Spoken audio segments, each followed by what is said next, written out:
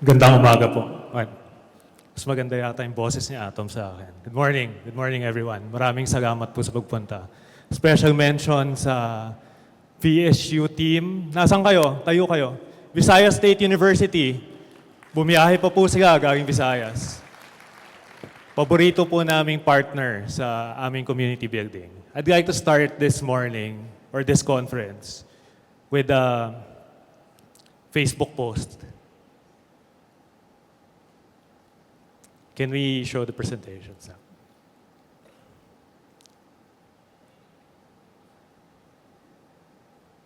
Presentation.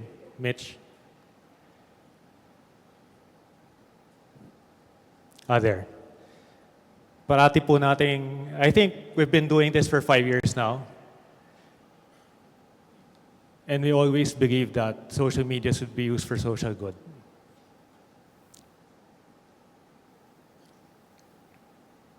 Kaya po nilagay ako ng first speaker kasi ako po nag-set up nito. So lahat ng problema ng technicals, ako po ang kailangan na...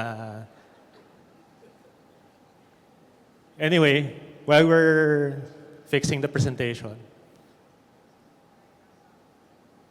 meron po bang galing Mindanao dito? Mindanao? Ang OPAP team po, good morning. Mga kaibigan po natin sa OPAP from Mindanao.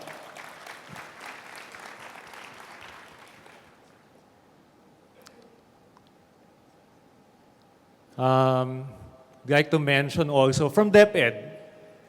Nasaan po ang DepEd team? Cagabarson, NCR, saan pa po ba kayo galing? Manila. Thank you po. Maraming salamat sa pagdalo. Ang ating magigiting na mga tiga-DepEd, maraming salamat po. Kung titingnan po natin yung mga booths sa baba, isa po sa pinaka-pinaghandaan na booth natin ay ang galing sa DepEd. Maraming salamat po sa pag-asikaso. So I'd like to show you a picture of this kid. This single Facebook post, it was taken by Joyce Torrefranca, June of 2015, more than a year ago. Tingnan po natin. This picture went viral. We were able to capture this post. We were able to track this kid down. It was shared 9,000 times from the original post. We did a story on the kid. It was shared 87,000 times in the span of 8 hours.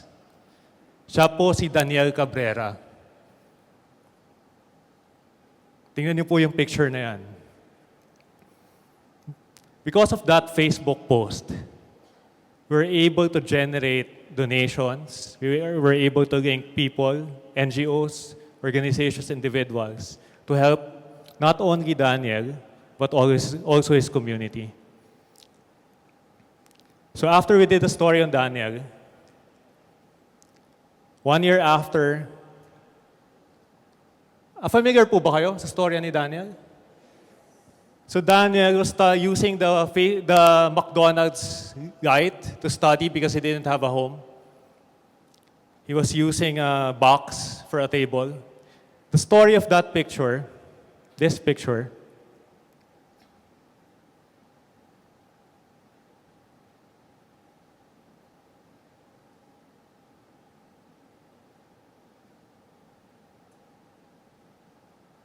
this one. Joyce Torrefranca was studying for an exam. She told herself, I'd rather go home. She was studying near a coffee shop. She went out, she saw Daniel. Sabi na, nagsisisi ako sa ginawa ko. Look at this kid. Doesn't have a home. Lives in a Cariton.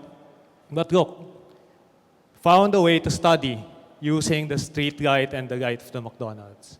So she posted that Facebook post. Sabi niya, inspired to learn, inspired to pursue my education. Tingnan po natin siya as an example. So after weeks, stories, features on Daniel, we're able to generate several donations for him. He's top of his class. Ang isang unique example po namin na donation or tulong na nakuha kay Daniel May nag-email po sa amin, siguro mga 5 unique emails from abroad. They asked us how to wire transfer money to the mother of Daniel from that day until the day na maging doktor siya. There was a office supplies shop. Office supplies. They closed down. Nagugi daw po sila. Sabi nung may-ari, lahat po ng office supplies, idodonate na lang namin sa eskwelahan ni Daniel. So those were the messages produced by that Facebook post. Yung storya po na yon, that single picture, that single Facebook post changed the life of Daniel, changed the life of his family, changed the life of his community, at binago rin po niya yung buhay na nag-post. Umulit po yata, sorry. Now Joyce, just a few days ago, I think Thursday, received the Social Media Advocate Award. So just a single Facebook post, nakikita niyo po yung power ng social media. Yan po ang case study na gusto kong parating i-emphasize. Isang picture, isang post. Binago yung buhay ng bata, ng pamilya niya, ng community niya, at na nag-post. Maraming salamat po sa pagpunta dito. Kinagagalak po namin makita kayo ulit after 5 years, palaki po ng palaki. Paganda ng paganda yung venue natin, parami yung partners. Yan po, para sa amin, for Move, power of social media. I hope we learn from each other, collaborate more, see the future in the hacks, that we're doing after this plenary. Maraming salamat po ulit sa pagpunta.